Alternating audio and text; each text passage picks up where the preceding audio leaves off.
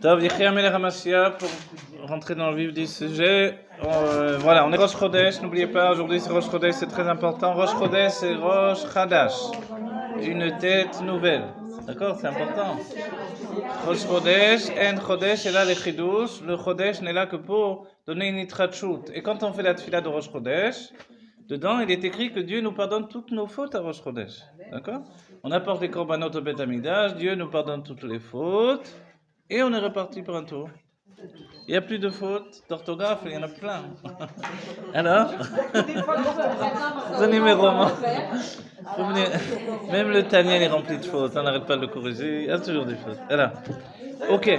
Ce qui est merveilleux dans le judaïsme, c'est qu'en réalité, il n'y a pas Dieu et les Juifs, il y a Dieu tout simplement. Et comme on est au-dedans de Dieu, tout évolue à l'intérieur de lui. Et puis, c'est vrai qu'en coulisses, là, on a posé des questions qui sont intéressantes. On a évoqué des sujets.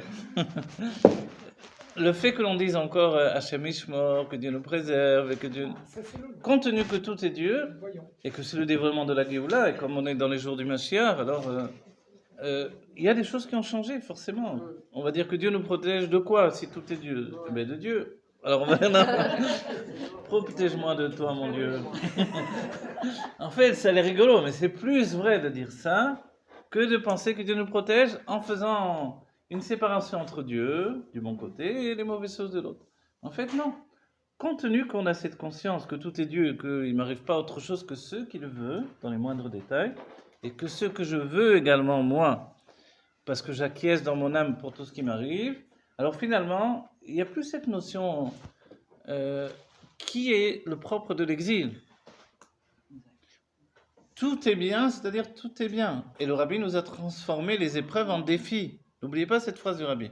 Il n'y a pas d'épreuves, il n'y a que des défis à relever. C'est rien cette phrase, mais ça change tout. Comprenez? Changer tout, c'est changer l'optique sur la vision des choses. Donc, c'est essentiel. Surtout qu'aujourd'hui, on s'ouvre au monde entier, on s'ouvre aux non-juifs, et qu'ils doivent discerner comment le peuple juif est différent de ces notions de Dieu et le bon Dieu, et de l'autre côté, le diable que Dieu préserve. Donc le diable n'existe pas chez nous, je ne sais pas d'où ce mot vient, évidemment, mais on a la notion de Satan, qui veut dire se détourner du droit chemin. C'est un ange qui nous détourne tout le temps du droit chemin. Alors ça, on peut dire qu'on l'a au quotidien. Vous voyez? Je vais faire les chaïm à la place de boire du café. Alors, qu'est-ce qui est intervenu? Vous voyez? Mais on voit qu'avec Moshe Rabbeinu, quand il avait pris la couronne de Pharaon, vous vous rappelez? Alors tout de suite, il y a eu l'affolement. Ah, c'est lui qui va renverser le Pharaon. Puis il y a eu l'idée de dire, mais non, ce n'est qu'un enfant. Mettez devant lui des diamants et des braises brûlantes. Vous allez voir qu'est-ce qu'il va choisir. Moshe, c'est pas, comme on dit en Israël, c'est pas un frayeur. Tout de suite, il a mis la main dans les diamants. Et le malach Michael est venu, lui a mis la main dans les comment on dit, charbon ardent, voilà. Et il a mis ça dans la bouche et il s'est brûlé la bouche. Ce qui est curieux, depuis il met Gamgam. Ce qui est curieux dans cette histoire, on n'a pas parlé de sa main. Personne n'a dit, il s'est pas brûlé la main, non? Alors, qu'est-ce qu'il a sa main de Moshe? Non, mais peut-être qu'il n'a pas mis de la main à la bouche parce que c'est pas possible, ou sinon. Alors oui, parce qu'il a vu que ça brillait. Enfin, Moshe, il voulait pas ça, il voulait les diamants. Et puis voilà, finalement. On peut pas faire ça, c'est pas possible. Et il a fait ça, Moshe. Peut-être qu'il a fait ça. Peut-être qu'il n'a pas pris sa main. Mais il est dit, ne changez pas les textes, mais c'est écrit. Ah, c'est écrit qu'il a fait la main.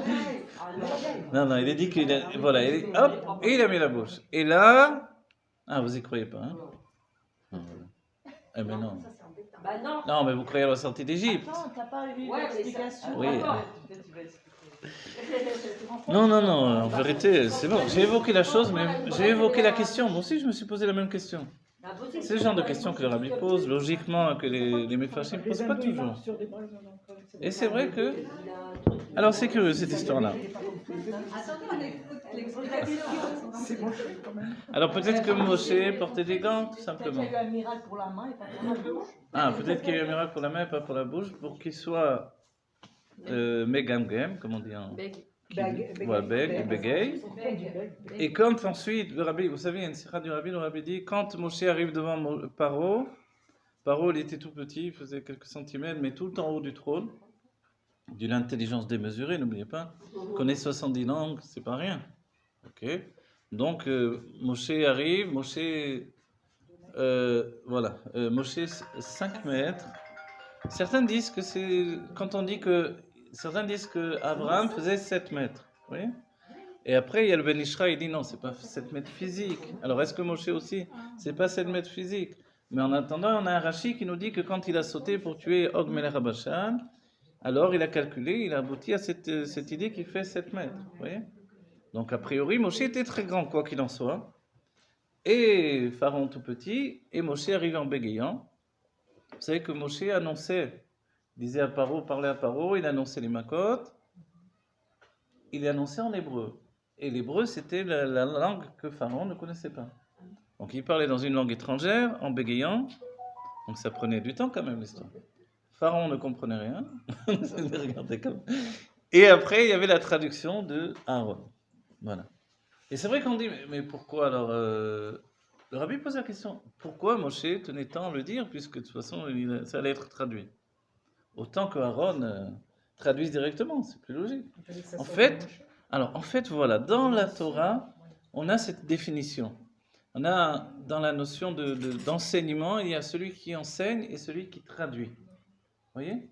Dans la yeshiva de Rabban Gamiel, il y avait Rabban Gamiel qui enseignait, et il y avait le Metargeman, celui qui était le traducteur. Vous voyez? Et ça, cette notion-là, elle commence déjà avec Moshe et Aaron. Et c'est la définition, en fait, du dévoilement tel qu'il est, et le dévoilement avec une traduction. Alors vous allez dire pourquoi je vous dis ça par rapport à tout ce qu'on a dit. En fait, il y a eu pendant des siècles la traduction de la Torah, même dans notre judaïsme.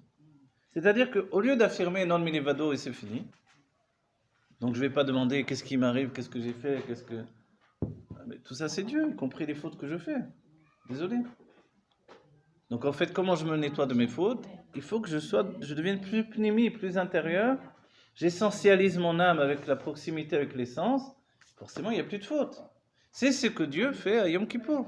Yom Kippour, on s'élève à un niveau tellement élevé qu'on est au-dessus de Seder Eshtachelut, l'Ifne Avaye Titaharu. Avant Avaye, c'est intéressant. L'Ifne, voilà, ça veut dire l'Ifne avant. Avaye, c'est tout l'enchaînement des mondes. Yud, monde de Hatzilut, et le monde de Bria, Vav, le monde de Yetzira, et Acharon, le monde de Asiya. Donc là, il y a toute la structure de Torah et Mitzvot. Quand on dévoile le niveau le plus haut, qui est le Keter, au-dessus du monde de Hatzilut, pourquoi Dieu peut nous pardonner de toutes les fautes qu'on a pu faire pendant une année? Parce qu'il n'y a pas de faute. Parce que là-bas, il est encore en train de se dire, est-ce que je vais installer la notion de Seder Eshtachelut ou non, l'enchaînement des mondes? Est-ce que je vais organiser Torah et Mitzvot de telle manière ou de telle manière? C'est en relation avec l'évaluation qui, elle, n'a pas de fin, n'a pas de commencement, n'a pas de fin. Vous voyez? Donc en fait, à nous de savoir qu'il y a un moment qui s'appelle la Geoula Ametit Vashlema, qui commence par les jours du Mashiach, où on se confronte avec la notion de Ata Ereta Ladat. Tu dois savoir, ça veut dire Ata Ereta Ladat, c'est que ça devient personnel. C'est quoi la suite? La suite, qui Hashem ou Elohim, Enon Milevado. Hashem ou Elohim, tout ce que tu vois, c'est Avaye. Ne nous raconte pas d'histoire. Et Enon Milevado. Autrement, dans des notions de Chassidut, en vérité, le fait de penser qu'il m'arrive du mal en dehors de Dieu, c'est proche de la Vodazara. Pourquoi? C'est comme l'idée de s'attaquer au bâton plutôt que de dire mais qui tient le bâton? Vous voyez?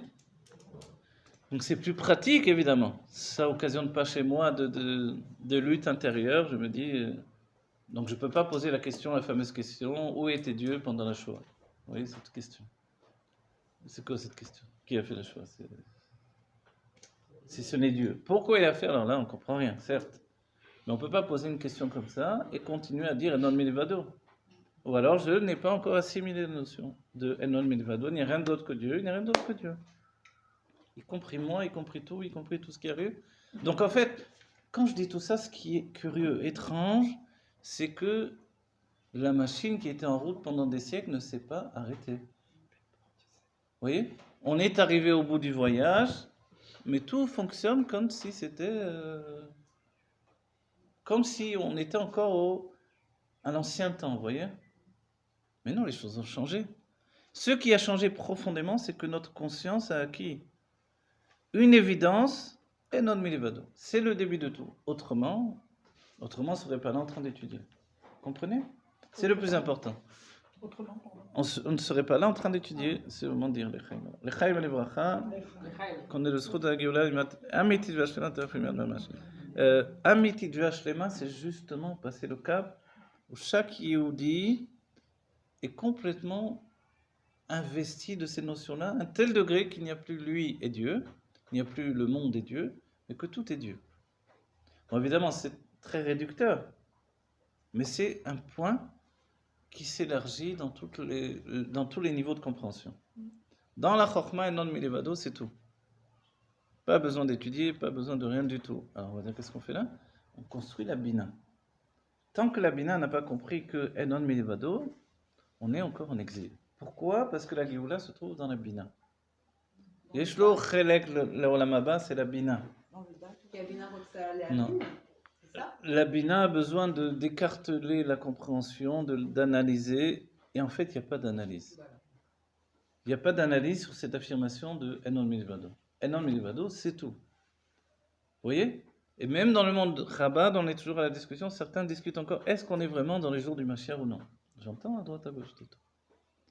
Alors, on est encore en train de discuter sur ça. Ça veut dire que vraiment, on n'a pas passé la vitesse. Il y a les voitures automatiques maintenant. Ça devrait aller plus vite. Donc, vous voyez, comment c'est possible? Donc, le commencement, c'est ça. Depuis quand? Depuis toujours. Et depuis Abraham Avinu qui a écrit des livres et des livres et des livres, on a retenu un livre, on a retrouvé un livre. Sefer Yetzirah tout petit, il a écrit des milliers de livres. Pour affirmer que non milivado. Et ensuite, il faut prendre toute la bina, c'est-à-dire décortiquer la réalité pour démontrer qu'elle est divine dans les moindres détails. Pour nous, dans notre psychologie, vous savez ce que ça veut dire? C'est-à-dire qu'on doit décortiquer notre vie dans les moindres détails pour démontrer qu'elle est divine. Et s'il y a dans notre vie une part qui n'est pas divine, alors elle n'a pas lieu d'être. Et comme ça, on se débarrasse du superflu. Vous avez compris? Comment ça qui n'est pas divine? Ah. On vient de dire un autre Milvado. Ah, bravo, c'est beaucoup d'être bonne. Alors voilà, regardez, c'est pratiquement ce que je dis là, on dirait presque une psychothérapie ou je ne sais pas comment dire, une psychanalyse ou j'en sais rien quoi. Psychothérapie, c'est mieux déjà. C'est l'idée que ma vie est Dieu, ok? Donc, je dois attester que tout ce que je vis, c'est en fait Dieu lui-même. Comment je peux attester? Je veux dire, mais dans ma vie, en hébreu, on dit des chigonotes, quoi. Je les chigaillonne pauvres, les chats. C'est-à-dire que j'ai un peu de folie. Quand j'ai de la folie, c'est Dieu aussi. Alors le rabbi nous a rattrapé même cet enseignement-là, d'après les mamarim du rabbi Rayatz et l'explication du rabbi. Shtou des Gdusha. Shtou des Gdusha, la folie de la sainteté, c'est que je ne peux pas être uniquement dans les kelim des tikkun, la représentation ordonnée de mon judaïsme. J'ai besoin d'avoir un vent de folie qui balaie tout ça également. Et c'est aussi de la Gdusha. Et c'est aussi de la Gdusha, et c'est plus que ça, c'est grâce à ce vent de folie qui rentre dans mes kelim des tikkun, donc le taux qui rentre dans le tikkun, que j'arrive à rester dans la Gdusha réellement. Alors regardez, je vous lis juste un passage du Tafreshen Bet. Vous vous rappelez, à l'époque on étudiait le Tafreshen Bet. Et il dit le rabbi Rachab, dans la page Pehe, Vezeo ki... Attendez. Ouais. Vezeo ki mala tziva prinat or pnimi, ki nirtse... J'oublie du tout. Oh, ça va aller. On est le Mshachat Ormakif de Misham ou Slichat Avonot, voilà tout ce que l'on dit là, qui a doigt mais voit bevakom achem. Vezeo nachamu nachamu, alors je ne sais pas ce que je voulais dire, mais ça je viens de vous l'enseigner ici. Regardez, ah voilà, c'est ici. ויש לומר דהנה לעתיד שיהיה מקיף בבחינת פנימי ממש. Qu'est-ce qui va se passer לעתיד לבוא aujourd'hui même, תכף ומיד ממש? Oui, il y a un avion qui passe là-bas. On se demande comment il flotte dans l'air. C'est phénoménal. Ah non, Enon Milvado, c'est pour ça. Donc nous aussi, on peut faire ça. Mais on est un On peu... peut aussi un peu. Ah ouais. Alors, vous voyez ce qu'il dit là, c'est extraordinaire. Il nous dit que va se dévoiler, que le Makif sera Pnimi. On a parlé plus d'un cours, parce que c'est très important, c'est un sujet essentiel. Le Makif, vous vous rappelez tout ce que l'on ressent. Notre période, c'est la pénétration des Makifim dans le Pnimi. Donc ça occasionne à la fois une grande lassitude de l'exil, un sentiment d'enfermement qui n'a jamais été aussi grand. Le Covid encore plus, bien sûr, c'est vide, c'est kafadimion. Et puis, en même temps, une clarté d'esprit, une simplicité dans le raisonnement qui n'a jamais été également. C'est comme de dire, on n'a pas besoin de s'encombrer de toutes les manières de... Vous voyez, le Rabbi a dit, on n'a plus le temps. Directement, on dit Yechameler, on dit... C'est-à-dire que directement, on voit la Géoula, on sait, on dit...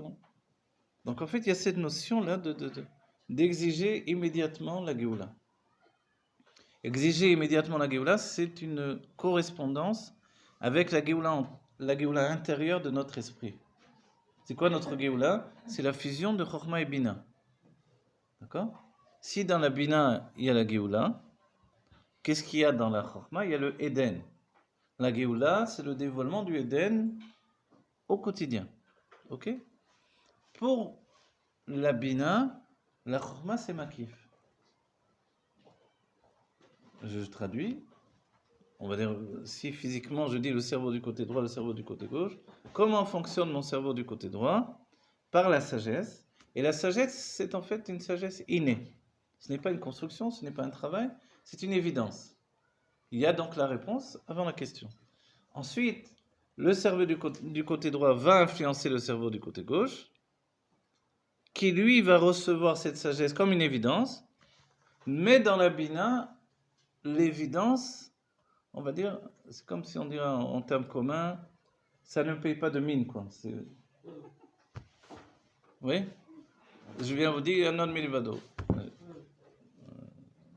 Regarde la vie, qu'est-ce que tu me dis un non milvado? Hein? En même temps, la Bina, elle se dit, bon, la Chokhmah, elle dit pas des bêtises. Si elle le dit, c'est que c'est vrai. On est comme ça par rapport au Rabbi. Le Rabbi nous dit, non milvado, la Géoula est déjà là, la table est déjà mise. Ok, attends, je regarde tout ça. Je dis, j'ai loupé un épisode parce que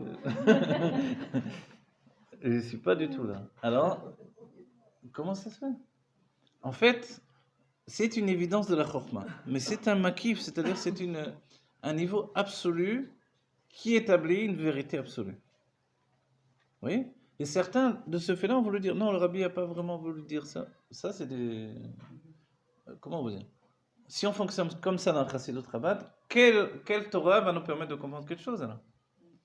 Non, la Chassidut Chabad, c'est comprendre ce qu'il y a de plus secret. Donc, on n'a pas à attendre une autre Torah qui va venir après, donc un autre Nassiador peut-être, etc. Donc, c'est là, avec ce Nassiador, avec ce Mashiach, avec cette Torah, que l'on doit tout comprendre. Donc, le Rabbi nous a dit tout ça, mais voilà que pour nous, ça s'assimile à une vision de Chokhmah. Je sais que c'est vrai, à moi de l'intégrer dans ma vie. Vous voyez? À moi d'intégrer cette Géoula dans ma vie. Combien de temps ça prend? 1 minute, 1 heure, 2 heures? Je n'allonge pas le temps pour pas dire que... Est-ce que vous pouvez allumer la lumière, s'il vous plaît? Elle est là. Je vais toujours allumer la lumière.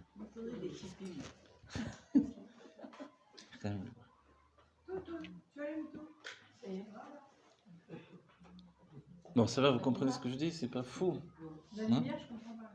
La lumière, il faut toujours allumer la lumière. N'oubliez jamais d'allumer la lumière. Hein? J'ai loupé des épisodes. Non, regardez, c'est extraordinaire. Vous vous rendez compte ce que dit? Vous êtes à quel c'est quoi ce Je suis page E.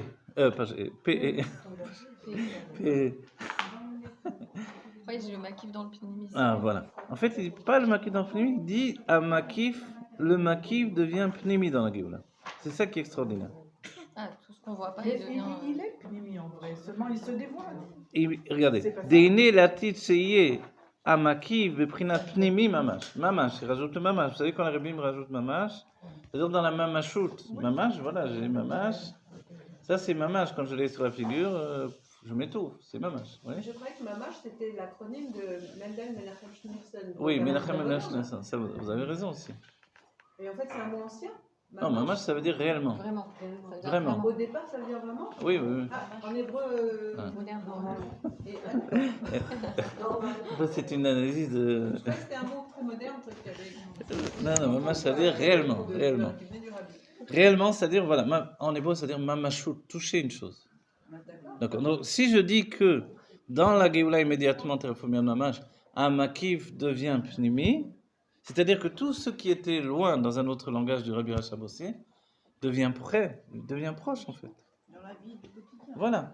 C'est-à-dire que notre vie du quotidien, c'est plus une vie du quotidien, je te dis. C'est une vie merveilleuse de Géoula Mitzvah Shlema. D'abord, il n'y a plus de Yom Chol, il n'y a que du Shabbat. Il y a plus de nuit. Ça ne veut pas dire qu'on ne pourra pas. Vous savez, le rabbi dit, un enseignement du rabbi, il dit, qui m'a dit ça les derniers temps? Je crois que c'est David Torjman. Comme des fois, je fais un peu de vadoute avec lui le jeudi soir, il me demande. Et il a dit, le rabbi a dit que réellement, on ouvre la fenêtre et le nuage vient nous chercher pour nous apporter au Beth Amikdash. Le nuage vient devant la fenêtre, le rabbi a expliqué ça. Et on monte sur le nuage et on va au Beth Amikdash. Oui? C'est-à-dire, il vient chercher chacun ce nuage, c'est pas le même, chacun a son nuage, et on va avec ce nuage au Beth Amikdash. La veille de Rosh Chodesh, la veille de Shabbat et les jours de fête. Oui? Et la veille des jours de fête. Donc en fait, cette notion-là, on va dire, bon, est-ce que j'ai besoin du nuage? En fait, le nuage, il est comme les nuées qui nous ont transportés quand on est sorti d'Égypte. Il y a cette notion-là de... Bien qu'en réalité, on peut voler avec notre corps, comme on a dit, comme l'avion. Si un avion vole, moi, je suis beaucoup plus léger, je peux certainement voler aussi. Je n'ai pas compris comment on fait. Alors, en fait, je grandis l'élément de l'air qui est en moi et je vole, c'est tout, c'est simple. C'est parce que l'élément de poussière est primordial dans mon corps, donc il fait que je suis collé à cette définition de l'existence. Et il y a l'explication de la Chassidoute, vous vous rappelez? Quand on jette un bâton en l'air, il retombe toujours sur le sol. C'était avant Newton, avant toutes les notions de gravité. Et cette idée-là, en fait, des sages, elle est très très profonde. Le rabbi la définira dans la notion de qu'est-ce qui tourne autour de quoi. Est-ce que la lune et le soleil tournent autour de la terre ou est-ce que la terre et la lune tournent autour du soleil? Vous connaissez cette... Le rabbi dit en vérité, peu importe. Si je me trouve sur la terre, tout le système solaire tourne autour de la terre. Si je serais sur le soleil, tout tourne autour du soleil. Vous voyez? C'est-à-dire qu'en réalité, quand le bâton revient sur le sol, c'est parce que notre mission est ici. C'est ça la définition. La définition, c'est que la mission du juif, c'est de dévoiler avant tout l'élément de poussière. Il y a un passage qui dit que tu es poussière, tu retourneras à la poussière. Nous, on l'entend uniquement, malheureusement, l'idée que on meurt, on retourne à la poussière. Mais il y a une autre notion, c'est pas vrai, il n'y a pas que cet enseignement-là. Tu es poussière et tu retournes à la poussière, c'est que l'élément de poussière, c'est l'essence de Dieu qui se trouve dans l'élément de poussière. Alors on vient de l'essence et on retourne à l'essence. Et c'est ce qu'a défini le Baal Shem Tov quand il a dit je pourrais monter au ciel si je veux, avec une échelle, pourquoi pas. Mais je préfère retourner à la poussière. Et en fait cet enseignement-là, aujourd'hui, comme on ne veut plus le vivre dans la galoute, dans l'exil, on doit le vivre dans la Géoula, cet enseignement-là aussi. Pour nous, cet enseignement, il veut dire on vient de l'essence et on retourne à l'essence. Mais c'est exactement, c'est pas géométrique, c'est la suite des explications. Donc alors, on dirait que là, à nouveau, on est nifrad, on est autre chose, on revient. En fait, non, on n'a jamais bougé, En fait, c'est là dans ta tête. Voilà. Tu viens de l'essence et tu retournes à l'essence. C'est-à-dire, tu dois prendre conscience que tout ce qui a été dévoilé dans la Bina qui devient le Shem Elohim finalement, vous savez que le Shem Elohim, il est dans la Bina et dans le Keter. Donc Elohim, c'est la Teva, c'est le monde naturel. Pourquoi il est dans la Bina? Parce que dès que la Bina analyse les choses, ça devient un monde naturel. Parce que le but de la Bina, c'est de comprendre. Quand on veut comprendre, on amène également les choses à devenir, on va dire, on les rapproche de nous, ils deviennent à proximité, donc ils deviennent naturels. Ce que je voulais dire, c'est pourquoi il est dans le Keter, il ne sera pas dans la Bina. Le Shem Elohim, Bah oui.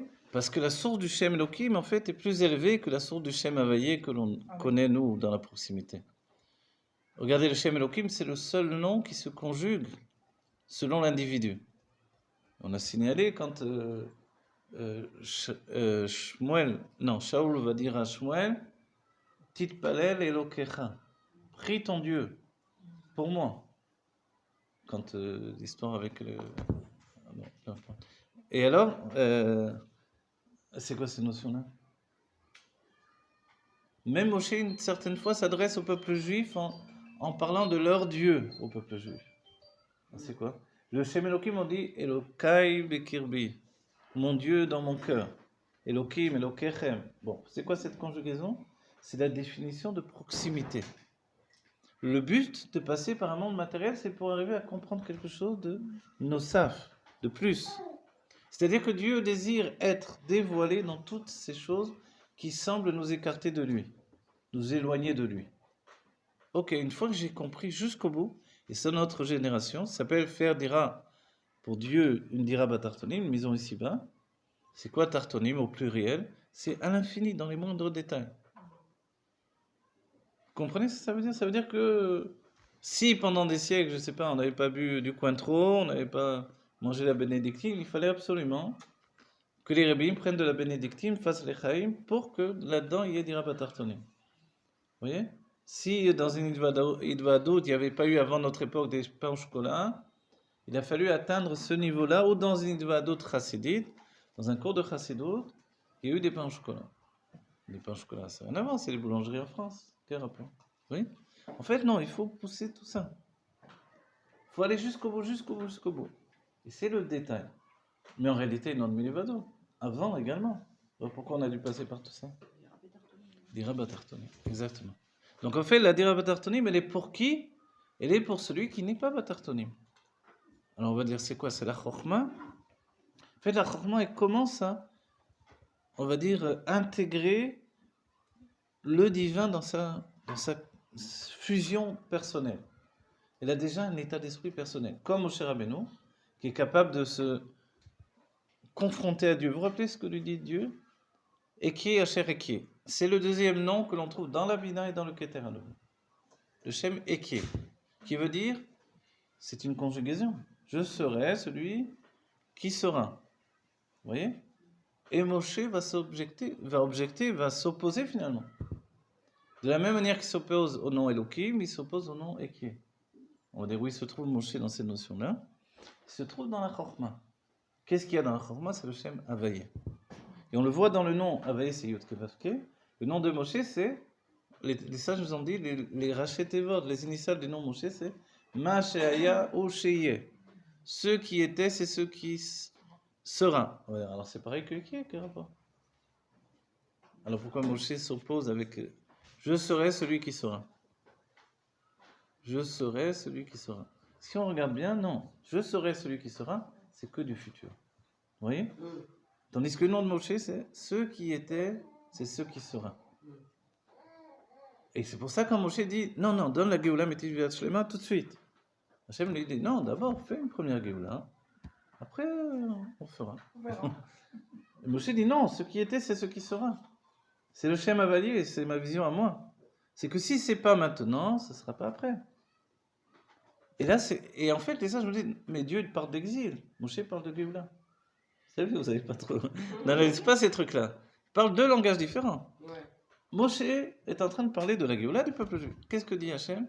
Je serai avec eux dans cet exil comme... non, je serai avec eux dans le prochain exil comme j'ai été dans celui-là.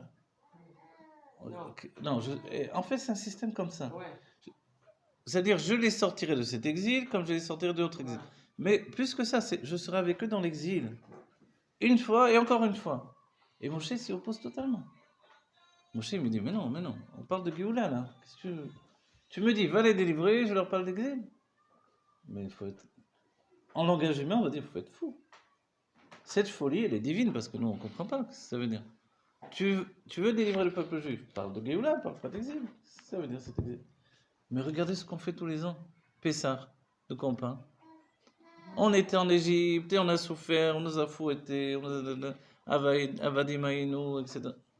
Et tous les ans on revient et on n'a pas. Donc, c'est la notion de Eki Asher Eki. Vous voyez? Donc on est en plein dans le Shem Elohim. Et là-bas, qu'est-ce qui gouverne? C'est Pharaon. La poussière, c'est Pharaon. Donc on est enfermé dans la poussière de notre corps. On n'arrive pas à dévoiler le Shem Havayé qui fait qu'on passe à l'autre explication du passo.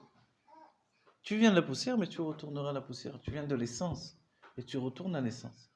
Vous avez compris ce point-là, c'est très important. C'est-à-dire que Moshe Rabbeinu, il veut une seule et unique chose, la Géoula. Et comme il vient de Chokhmah, Moshe, il ne connaît qu'une seule chose, le plaisir. Tu me parles de l'exil, c'est-à-dire ils souffrent là comme on va dire en français, comme des chiens, quoi. Ils souffrent comme des animaux. Tu veux que j'aille leur dire, ne vous inquiétez pas, il vous sortira d'Égypte, mais il sera avec vous même dans l'autre exil. Alors ils sont qu'à me dire, écoute, on va faire les frais des déplacements. Un tiers vaut mieux que deux, tu vois, comme on dit. Donc on va rester là, on attendra le prochain. Et c'est logique. Quoi, alors, et Moshe va dire à Dieu, mais moi je ne veux pas leur parler de l'autre exil, c'est quoi ça? Alors Dieu dit à Dieu, qu'est-ce que répond Dieu?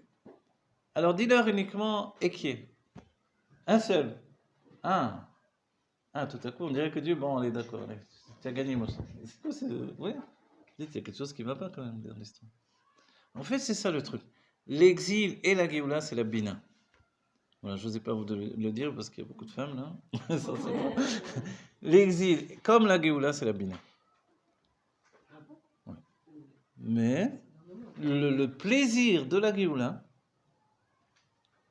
c'est la Chokhmah, laquelle est reliée au Shem Havayé, Yud Kei Vav Kei, Aya Ove Veye Kechad. Qu'est-ce que c'est la Géoula? C'est que je suis libéré de toutes les étreintes, de la matière, du temps. Il n'y a plus de difficultés, il n'y a plus rien. Ça, c'est seulement dans la Chokhmah. La Bina nous construit sans arrêt des choses. Ce sont les pierres de la tour de Babel. C'était des briques, ce n'étaient pas de vraies pierres. Ce sont les pierres des pyramides qui étaient aussi des briques. Qui a construit ces briques? C'est quoi vient le Sefer Yetzira. Il nous dit déjà à l'avance. Un mot, c'est une pierre. Avec un mot, avec une lettre en réalité, il dit. Une lettre, c'est un mot en hébreu. Parce qu'Aleph, on l'écrit Aleph, donc c'est un mot en fait, quand je l'écris réellement. Il veut dire des tas de choses. Aleph, c'est Upana, c'est Elef, c'est Aleph, c'est des tas de choses à l'infini. Alors, si ce mot c'est une maison, avec deux lettres, donc deux mots, combien de maisons je peux construire? Deux maisons. Et en fait, c'est ça le secret de la tour de Babel. Vous allez étudier le Sefer Yetzira, vous allez voir en long, large et en travers de tout ça. Et puis, c'est le secret finalement des pyramides également. Les mêmes sont revenus, c'est-à-dire nous, on est revenus de la tour de Babel, on est revenus en Égypte et on recommence. Pourquoi? Pour faire d'Ira Batartani, mais pas une autre chose. On croit qu'on est en train de faire des pyramides pour Pharaon, mais on voit, il est écrit que les pyramides s'enfonçaient dans des sables mouvants. Donc les pyramides qu'on a construites, c'est peut-être pas celles qui restent. Celles qui restent, c'est peut-être d'autres qui ont construit, d'autres esclaves, etc. Mais nous avons construit des pyramides qui très souvent s'enfonçaient. On va dire, à quoi ça sert réellement? En fait, ça sert à rien que la chose elle-même.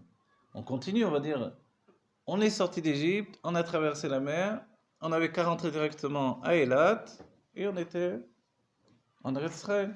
Dieu nous fait revenir en arrière, et on commence le tour de 40 ans dans le désert. Il faut avoir un peu... Moi je dis tout ça, bien sûr, tout bien tout à l'heure. Mais on va dire, ce que l'on fait dans la Chassidut Rabbah, c'est dire, ne renonce pas à la critique simple et logique de ton esprit. Alors on va dire, si c'était un homme qui avait organisé ça, j'aurais dit, mais tu as vraiment l'esprit tordu de faire ça. Tu les délivres d'Égypte pour les amener dans le désert, pour qu'ils meurent dans le désert. C'était ça tout le projet merveilleux. Ah oui. Surtout que tu n'avais pas l'intention de leur donner la Torah. Non, non, la Torah, il devait la donner. Mais de cette manière-là, les choses.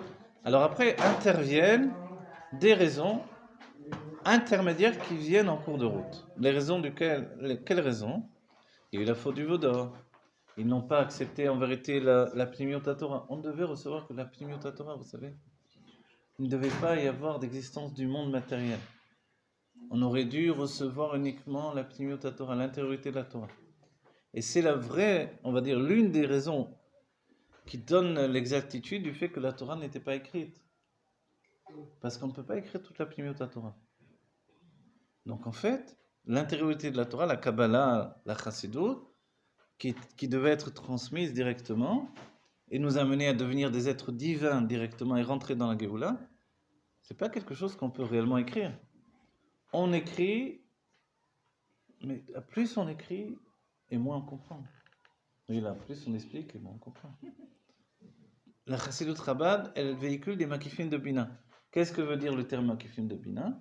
Il sous-entend que malgré les réponses que l'on amène à portée d'intellect, les questions sont innombrables.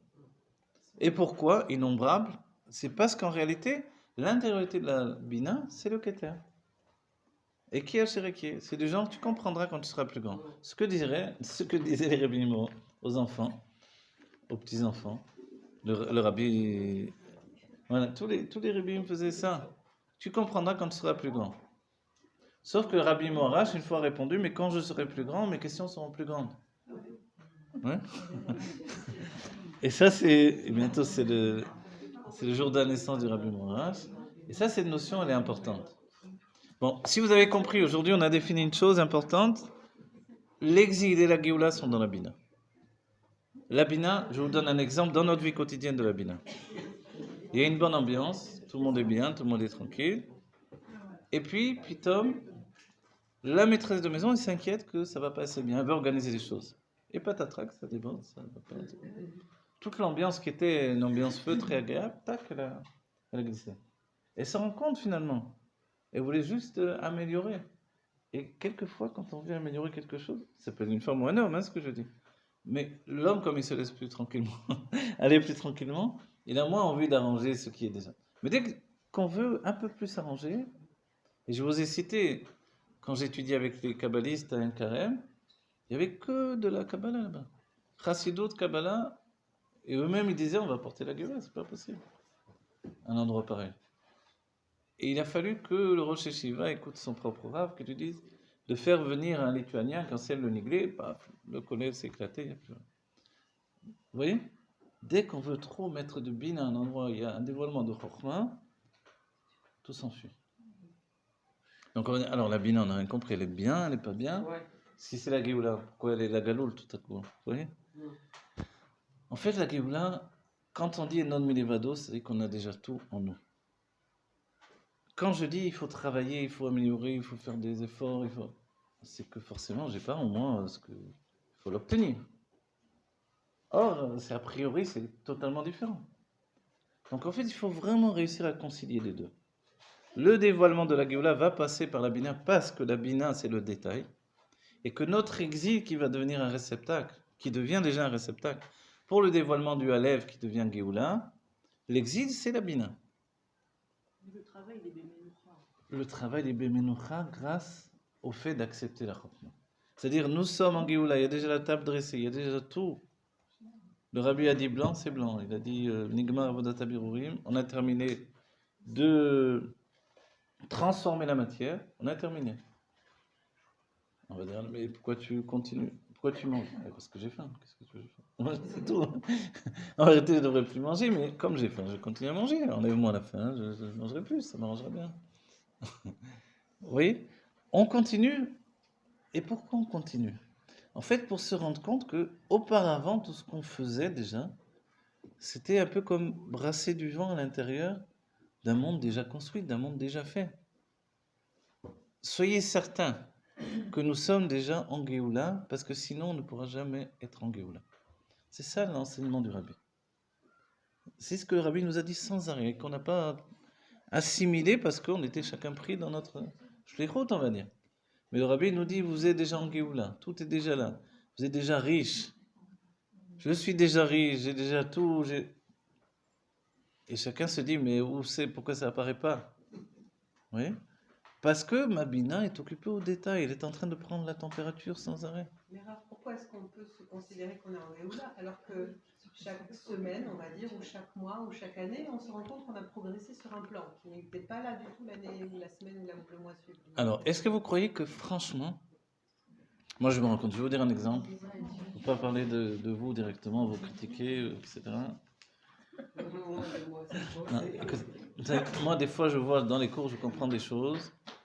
Évidemment, ne croyez pas que je l'ai préparé, je n'ai pas préparé. Mais je me mets dans un état d'esprit qui me permet de comprendre un petit peu avec vous des choses. Mais en fait, ces choses-là, je les savais déjà. Et vous les saviez déjà. Je suis juste venu vous les dire. Oui, je suis venu vous dire que vous saviez déjà ces choses-là. Comme vous avez dit au début du cours, et vous m'avez appris une chose.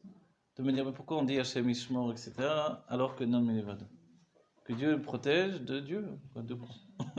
Oui, en fait, on sait déjà tout ça. C'est ça qui est extraordinaire, le judaïsme, quand on va jusqu'au bout.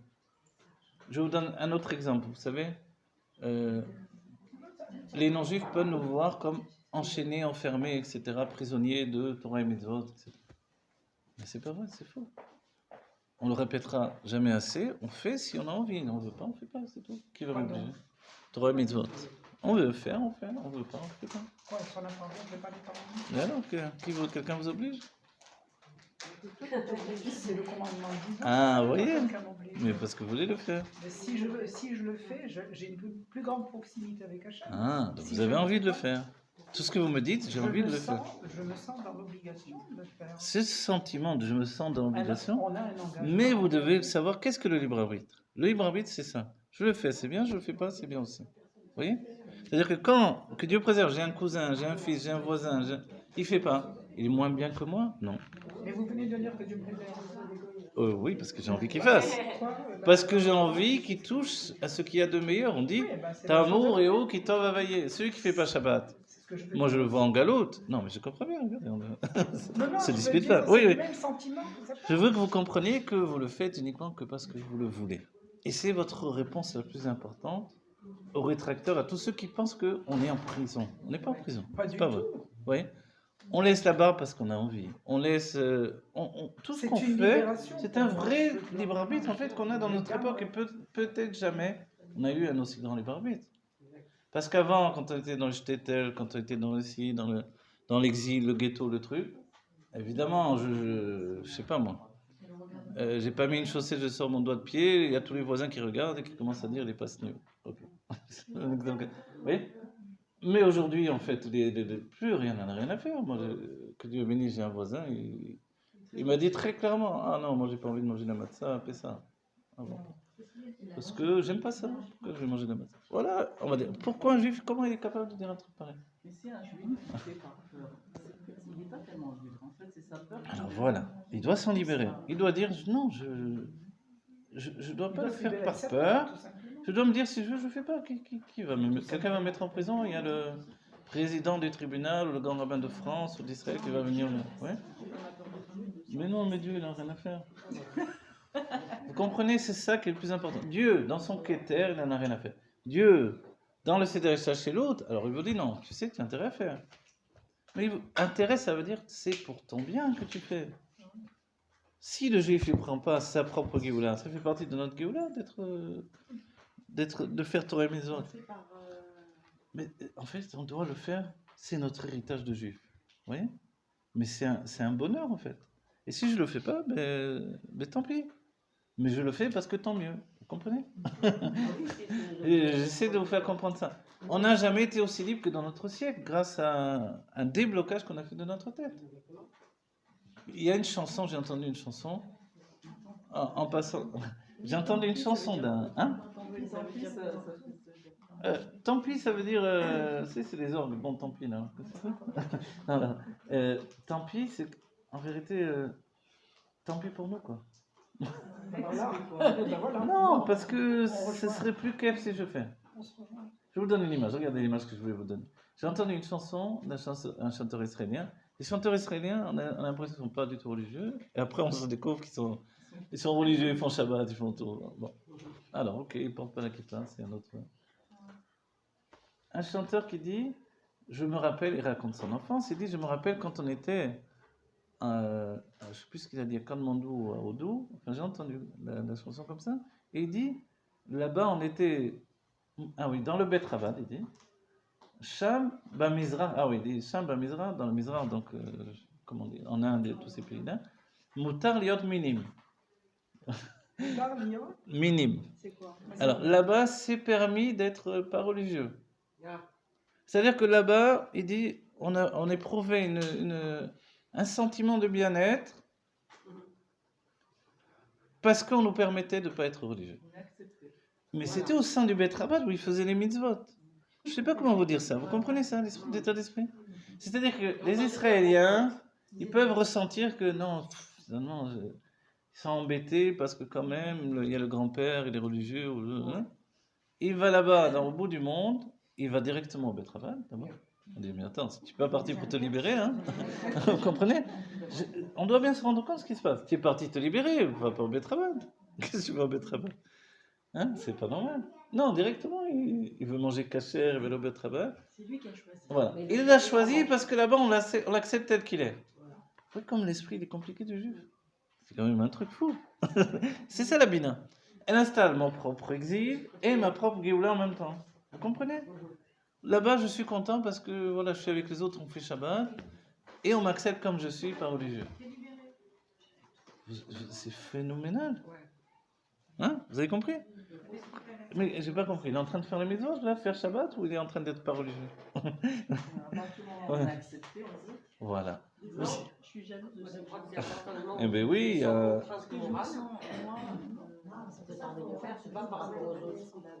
Non, et puis après, il y a ce sentiment, une fois qu'il ne fait pas, il y a le sentiment d'être accepté. Alors voilà, c'est pour ça qu'on travaille sur ça. C'est pour ça qu'aujourd'hui, je veux parler de ça. Dans notre démarche pour atteindre notre propre Géoula, on doit bien se rendre compte. C'est très très important. On le fait parce qu'on veut.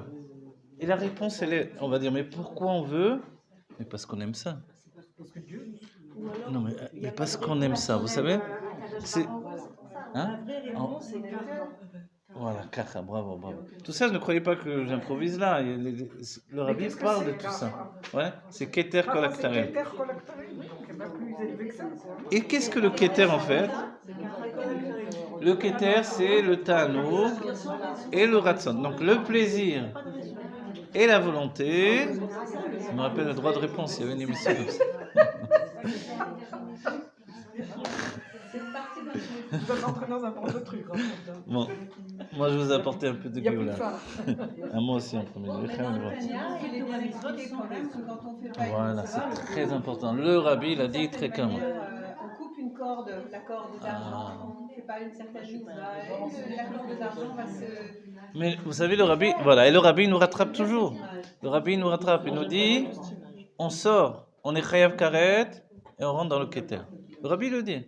Il dit, où il est le Yehudi quand il est chayav karet? Il est plus rattaché finalement au monde de Hatzilut et à la source des mitzvot, etc. Le rabbi dit, mais karet, c'est le keter. Il est dans le keter. Et où c'est le keter? Mais c'est Dieu, le keter.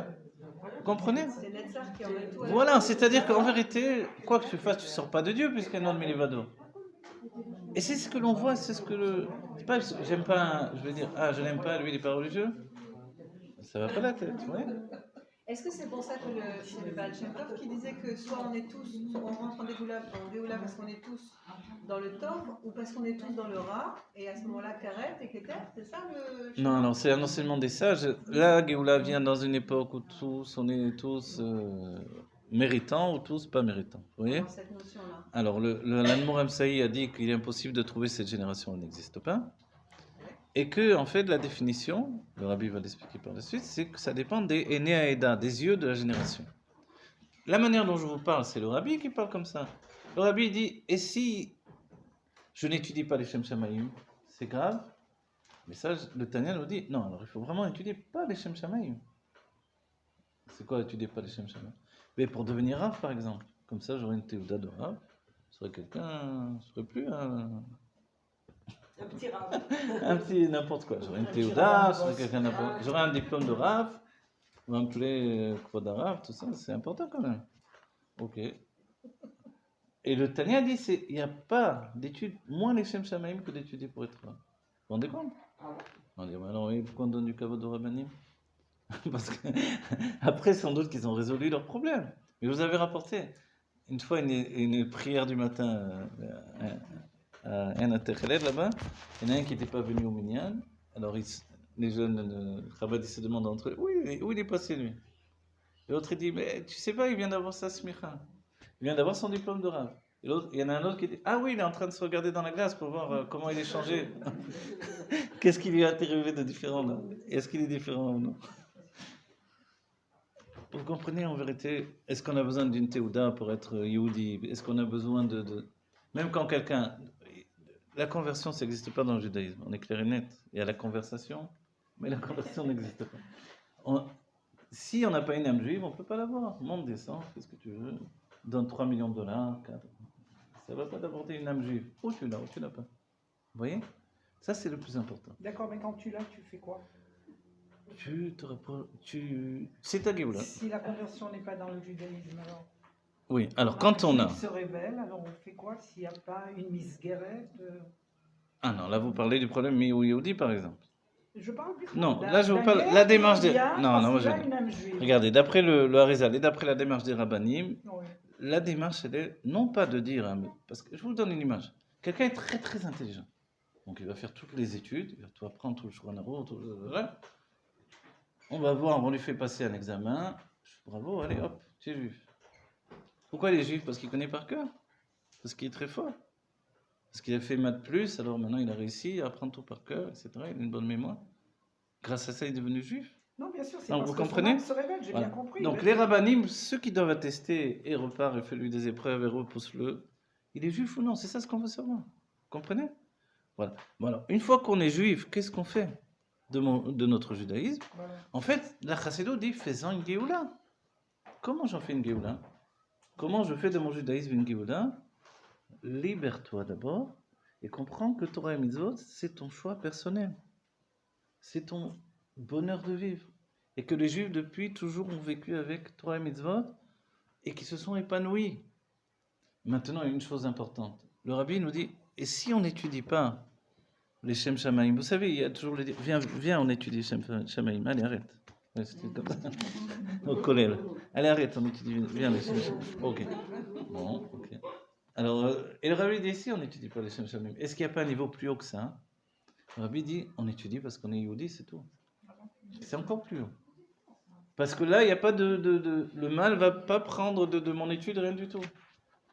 Il dit, pourquoi tu étudies? Et pourquoi qui va étudier? Les moines dans les couvents, ils vont étudier ça.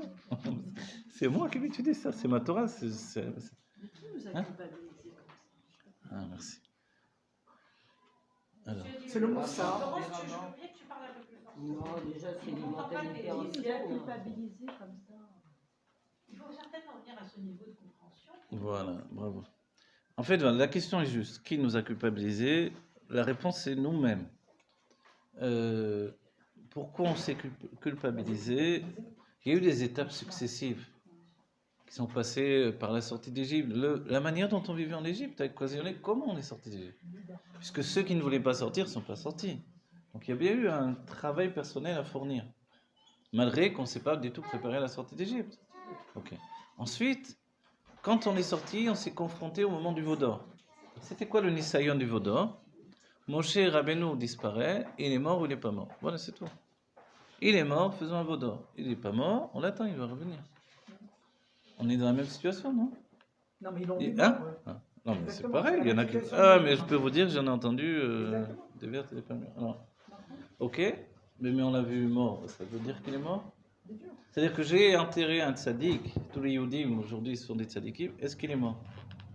Malheureusement, on a été ensemble à des cimetières, etc. Est-ce que c'est vraiment, j'ai enterré quelqu'un qui est mort? Pourquoi on vient alors s'il est mort? Oui? Pourquoi on vient? Qu'est-ce qu'on vient faire s'il est mort? C'est fini? Qu'est-ce qu'on a besoin de venir? Quoi faire? Que quelqu'un se charge de ça et puis c'est tout. Vous comprenez? Ça n'a pas de sens.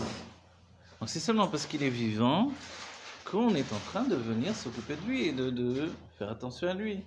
et de travailler à élever son âme, etc., etc., et qu'on a purifié. Mais s'il est mort, qu'est-ce qu'on s'en fiche? Non? Il y en a les goïms que Dieu préserve se font brûler. C'est la mode, je crois. Alors pourquoi? Ouais? Je parle plus fort? Ok, non, ce que j'ai dit là, je n'ai pas besoin de le répéter. Non, je vais vous dire par là. Vous comprenez? C'est-à-dire que la personne est vivante, elle continue à être vivante sans interruption, et la réponse est pourquoi? Alors, la question c'est pourquoi? Et la réponse est Enon milvado. Il n'y a pas de sortie et de rentrée dans Dieu, il y a un monde infini qui s'appelle Dieu.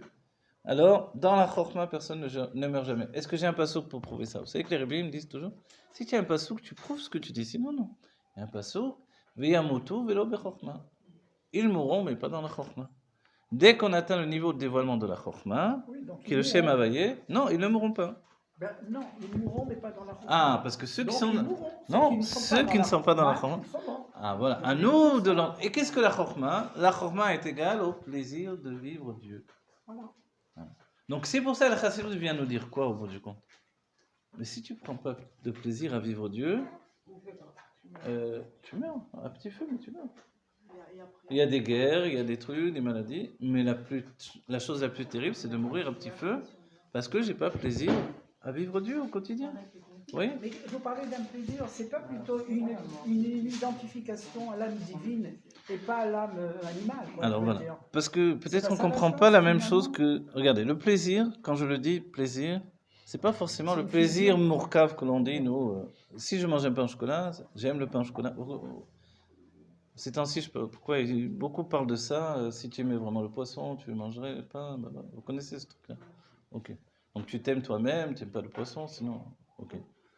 Ok. D'accord. Ouais,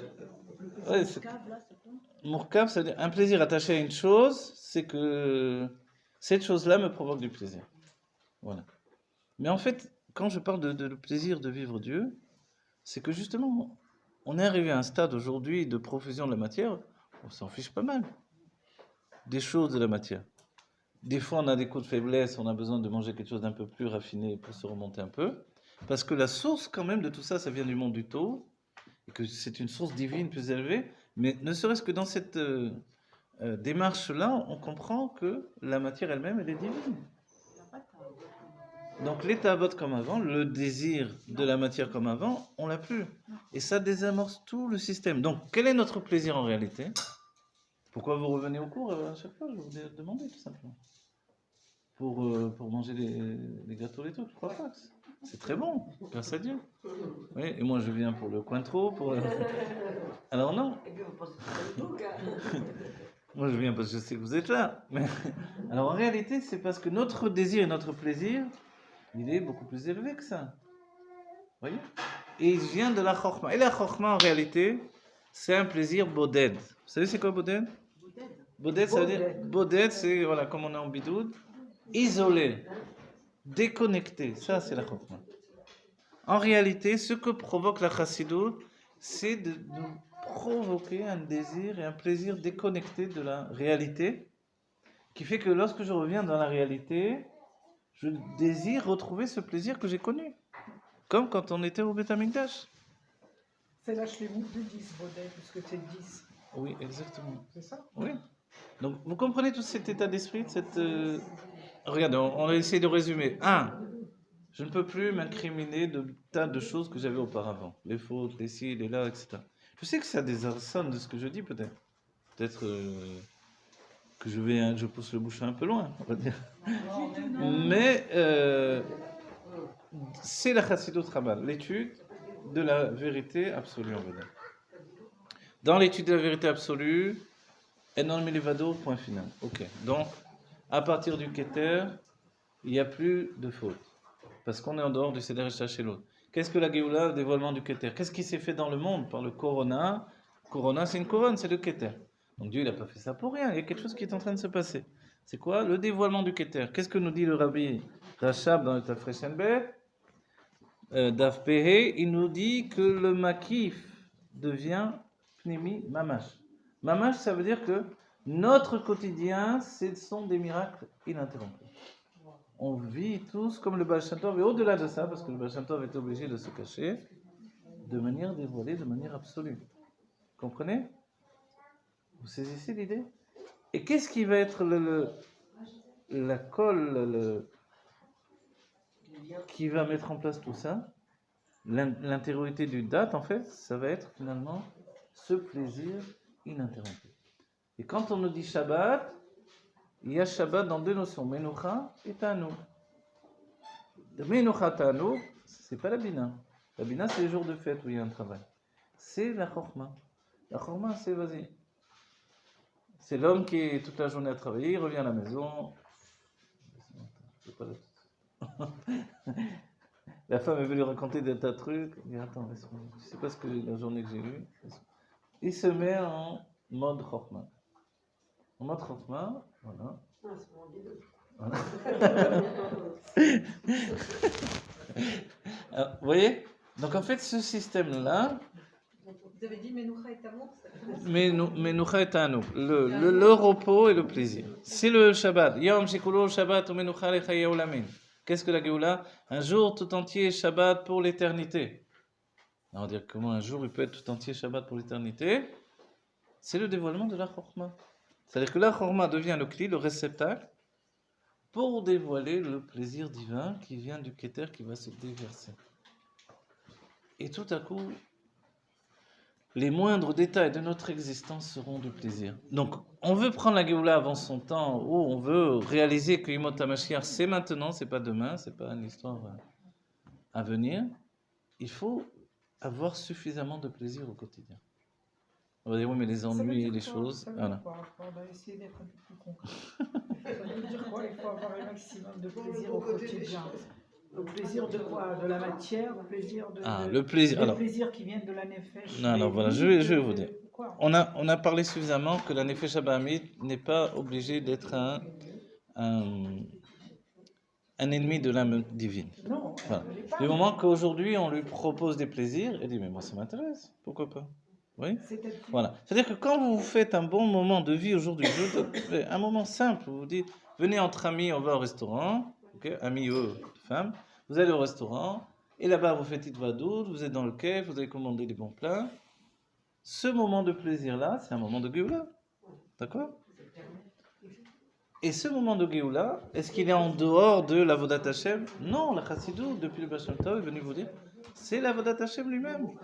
De reconnaître que le monde est un cri pour vivre Dieu dans le plaisir. Vous faites Shabbat, que ce soit un moment de plaisir. Vous êtes avec les enfants, les petits-enfants, faisant un moment de plaisir. C'est-à-dire que dans ce plaisir que vous avez, ne laissez pas agir ceux qui s'appellent les remords et les trucs et les machins de la galoute, qui viennent vous dire ah là là, je me suis pas assez occupé de mes enfants, ah je me suis pas assez occupé de ma mère, ah je me suis pas, oui, ah pourquoi mes enfants ils sont comme ça, j'ai pas fait ce qu'il fallait, ah pourquoi, qu'est-ce que tu fais tout ça, dégage tout ça. Est-ce que c'est pas Dieu qui fait le monde? C'est Dieu qui a fait, Mashaya Osheye, Dieu a fait le monde, donc ces pensées qui viennent naturellement. Elles viennent naturellement parce que c'est une sorte de réchimo du passé, mais ça y est, dégage, c'est fini. Vous comprenez ce que je veux dire? Donc, hein, alors, prenez le plaisir. Vous sentez une contradiction. Alors, c'est possible. Moi, je la ressens. Je ne veux pas dire qu'il y a une contradiction, je dis moi, je ressens une contradiction. Ben, je viens de le dire, je ressens une contradiction avec ce que Rotenchef. Ah oui, alors je vais vous apprendre une chose en plus de ça. On est français, d'accord? Le Rabbi a dit la Géoula passe par Tzafat. Je me rends compte quand j'entends des Israéliens parler, machéristes, etc., tout ce que vous voulez, ils sont un cran encore en arrière par rapport à nous. Pourquoi? Je ne sais pas. C'est la Bina de la France qui analyse toute chose et qui veut, et qui en même temps est capable de la réunir avec la Chorma. Il y a des choses qui sont là telles quelles. Et peut-être par le fait que, moi je vous ai dit, quand le Rabbi dit blanc, c'est blanc. Quand il dit noir, c'est noir. J'ai étudié avec des chassidim. Pour eux, étudier le Rabbi, c'était de toute façon étudier quelque chose qu'on ne comprend pas. Quand il y a des états d'esprit comme ça, forcément, oui. Quand je dis avec un chassid, j'ai compris le Rabbi, il va dire ça et ça, ça va pas, qui tu es, pour qui te prends. Quand le Rabbi dit ce que j'ai dit, forcément, c'est parce que quand on étudie sans a priori, le Rabbi te dit, je viens t'expliquer les choses. Les rabbins, ils sont comme ça. Si vous n'avez pas, vous, de frein, je ne sais pas, de morale spécifique, etc., mais regardez un peu sur Internet. Il y a des rabbinim, en France par exemple, qui travaillent encore, et moi, je n'ai pas un Benoni, ils se mettent à crier, etc. Ah, pourquoi je suis pas un Benoni? Oui, et regardez-nous ce qu'on dit, on est tous des sadikim. Qu'est-ce qui s'est passé entre lui et nous? C'est juste, on a, comme on dit en hébreu, on a fallacie, on a intégré ce que le rabbi a dit, on continue, on ne va pas rester à l'ancien temps. C'est encore avec les charrettes, et nous on est déjà en avion supersonique, vous comprenez? Ce qui fait que même dans le monde israélien, il y a encore des petits blocages, je ne sais pas pourquoi, parce que peut-être... C'est spécial. parce que... Pourquoi le monde israélien? Vous avez cité là tout de suite un français. Aussi, je Qui vous dit, cite aussi en le français, Benoni, il est mais pas- je vous dis aussi dans le monde israélien, j'ai été étonné. Moi je pensais justement que dans le monde israélien. Mais je vous cite déjà, à l'époque j'étudiais avec des kabbalistes, avec des rabbanikim qui connaissaient la Kabbalah, etc. Je voyais déjà, j'avais des points de différence avec eux. Parce que quand je prenais quelque chose du rabbi, c'était clair et net. Mais vous n'êtes pas français, vous êtes corse. Voilà, peut-être. C'est pas pareil. Alors, vous comprenez? Quand c'était intégré, je l'ai intégré, et c'est tout, je passais. Mon ami Périmon dit que ça s'appelle un sechel émounatique, un intellect de foi. C'est-à-dire un fonctionnement de Chorma et Bina ensemble. C'est ce que les rabbis me veulent. C'est pour ça que j'ai pu accéder à ça. Parce que j'ai compris qu'il fonctionnait comme ça. C'est-à-dire, vous acceptez quelque chose, les autres ils disent, mais comment tu peux comprendre ça? Attends, ils le disent, c'est que c'est vrai. Attends, maintenant à moi d'essayer de le comprendre. Vous voyez? D'abord j'accepte, après je comprends. Donc le rabbi dit la Géoula est là, il faut que je me dise pourquoi je ne la vois pas, pourquoi... Et en vérité elle est là, ça veut dire qu'elle rentre dans notre vie tous les jours, tous les jours. À un moment j'étais désespéré, il faut que je termine le cours. À un moment j'étais désespéré, je me disais la Géoula n'est pas venue. Après j'ai passé le cap, je me suis dit mais non, c'est débile. Puisque le rabbi a dit qu'elle est là, elle est là. Donc, tous les jours, elle rentre plus dans notre vie, on voit des changements. J'ai compris encore une chose. Rabbi Abaou, la femme me dit, Rabbi Abaou, son visage a brillé, parce qu'il avait trouvé une nouvelle Tosefta. Il a trouvé un nouvel enseignement, son visage est tout illuminé, même les non-juifs le voient, ils disent, qu'est-ce qui se passe? En fait, on trouve un nouvel enseignement, une nouvelle compréhension. Ce que l'on a dit aujourd'hui nous a un petit peu fait avancer. Dans notre acceptation que la Géoula est là, mais ça y est, on a avancé, on est différent. Vous comprenez? Et ça, c'est sans arrêt. C'est-à-dire, ne plus chercher à vouloir être en Géoula, mais chercher à comprendre comment la Géoula est déjà là. C'est une démarche tout à fait différente. Et moi, si je n'avais pas fait cette démarche en moi, mais je serais encore à chercher pourquoi il n'y a pas la Géoula. Alors on a le Oui. sentiment que la Géoula, elle est peut-être pour moi, elle est peut-être pour un tel, elle est... Et on voit nos enfants qui sont pas encore eux-mêmes dans un processus. Voilà. Voilà. Et on doit abandonner et se dire que ces enfants-là, ils font leur chemin. Alors Et voilà. donc, ne pas avoir Voilà. de Nous, regrets, à nous ne de pas les avoir voir de tort manière, et- voilà, et laisser faire les choses. à nous de les voir de manière positive. C'est pas parce que mon fils, au lieu d'être à la choule, il est tous les jours avec sa planche à voile ou sa planche de surf. C'est le mien. Voilà. Alors, sur la plage, est-ce que c'est pas une Géoula, ça, franchement? Ah, complètement. S'il gagne sa vie, il est capable d'aller tous les jours faire du surf, franchement. Est-ce que c'est pas mieux d'être comme ça que d'être enfermé à la choule? Mais il est fou, c'est rare. Alors, c'est une Géoula. Ok, moi, ce que j'aimerais bien, c'est qu'en plus d'aller avec la planche à voile ou le surf, ils viennent aussi à la choule ou il ne vient pas à la choule, ça l'angoisse. Ok. Alors, viens, étudie la chassidoute parce que c'est bien. Vous voyez? C'est pas que c'est mal, alors je vais lui donner mieux. L'esprit de Chabad n'a jamais été je vais rapprocher ceux qui sont loin. Le rabbi est venu, il est loin, et toi tu es proche. Oui. Ah, mais il connaît même pas Torah Maison. Et toi tu connais beaucoup. Vous comprenez? Il n'y a pas de loin, pas de près. C'est quoi plus loin, plus près de quoi? Puisque non Menevado, vas-y, oui, les plus près, vous comprenez? Donc, je ne viens pas l'améliorer, j'ai envie qu'il fasse Torah Maison parce que c'est kef. Ah, évidemment, c'est pas kef pour moi, donc c'est ça le problème. Oui. Mais si c'est kef pour moi, j'ai envie de lui proposer une bonne chose, il veut pas, c'est pas ça. Oui. Il faudra faire la planche à voile aussi. Mais moi j'ai envie d'être tous les jours à la Moi aussi, mer. il va vous proposer la même chose. Voilà. Les yeshivot de la Géoula, ils sont dans le ciel, ils sont sur la mer, ils sont pas enfermés dans des... Vous lisez le Zohar, ils sont pas une seule fois enfermés dans une pièce. Le Zohar, ils sont tout le temps en train de marcher dans les champs, se promener dans la forêt. Oui. La Géoula, c'est la sortie de tous les enfermements. Et le rabbi dit essentiellement de l'enfermement de Kedusha. Comprenez? C'est normal que moi des fois ça m'est arrivé. Je dois aller à la choule le Shabbat matin, et je vois qu'il fait tellement beau. Des fois, à l'heure de Mincha, vous avez envie de sortir respirer, il faut aller s'enfermer. Bah, évidemment. Donc, je vais dire, je comprends pas le jeune qui est parti à la plage à ce moment-là. Mais oui, je comprends. Oui. Donc, en fait, Alors vous avez alors, fait parce que dans la partie- Géoula, non, moi j'ai été quand même. J'ai pas fait le surf. Mais dans la Géoula, on sera à la fois à la plage et à la fois. Vous comprenez? Et dans la Géoula qui est déjà là. Et lui, il réalise déjà la Géoula en étant là. C'est pour ça que je lui dis. Et je vous donne un exemple. J'ai vu justement un jeune, il vient me voir, il a un peu honte, parce qu'il est en train de partir avec sa planche. Je l'ai vu quand j'habitais à Inaterele. Il part avec sa planche pour aller faire du surf. Je dis comment ça va, tout ça. Il a un peu honte parce qu'il me voit, moi, qui va à la choule, justement. Et il me dit, ouais, je suis désolé, je vais pas à la choule. Je dis, bon, bah écoute, pourquoi? Ouais, je peux pas m'enfermer, j'arrive pas. Bon. Je dis, écoute, quand même, c'est Shabbat, alors profite-en, pense que c'est Shabbat, dis un télim.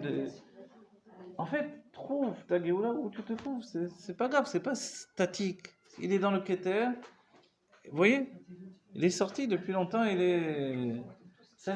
Ce que je veux vous dire, la Géoula. Alors, je donne un enseignement de Rav Gizbour. Le Rav Gizbour, il dit. Non, ça sert à rien.